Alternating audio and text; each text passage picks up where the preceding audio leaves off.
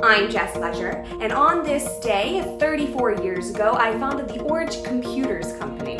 I remember Leisure called me up, "Boss, you gotta come over. I think I found an outlet in my garage.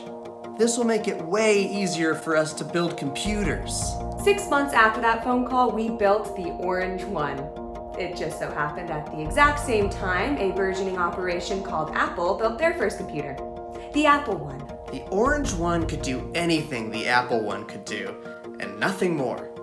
Actually, a few things less. Not as easily or intuitively.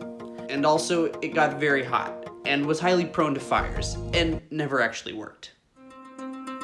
The Orange One was a total failure. It was just a turd of a product. Although calling it a product implies that it actually went to market, which it did not. Yeah, I was an early investor in Orange, but after those friggin' bozos made the Orange One, I sold my stock for $800, took it to Apple, made a fuck ton of money, got myself the prettiest little swimming pool you've ever seen. Mrs. likes it. The Orange One would have sold big if it hadn't been for the state of California banning its sale due to fire risk. Ever since day one, the California Department of Commerce has had it out for us. A big blow to Orange was when they lost their status as an electronics company and became classified as a weapons manufacturer. Around this time, me and Boz had a falling out. I wanted to continue designing computers, and he wanted to pursue this weapons thing. Then, in 1984, we came back in a big way with the Navel, a revolution in the world of desktops. It just so happened at the exact same time Apple came out with their Macintosh computer, which revolutionized desktop computing in the way that we were hoping to. Around the mid-90s, Leisure, the company's founder, left the company to found an animation studio called Quixar.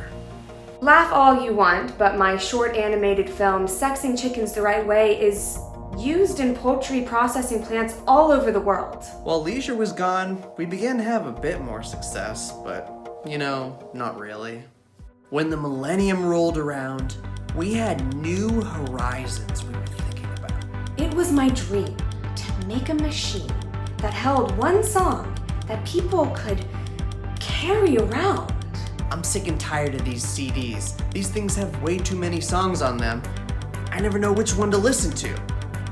That was when we started developing the O-Pod.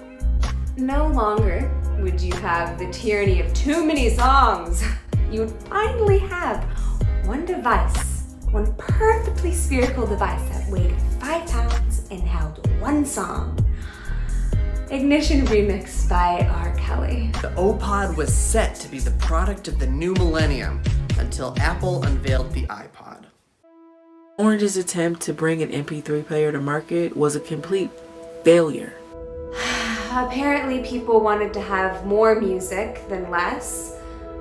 That was a misread on our part. Early on, we knew that the next big frontier was mobile phones. And we knew that no matter what, we were going to fuck it up somehow. Now we realized we'd never be able to compete with Apple, or frankly, any other electronics company. That is around the time that we unveiled our revolutionary line of steampunk accessories. We still had a lot of old equipment lying around that had kind of an old school look to it.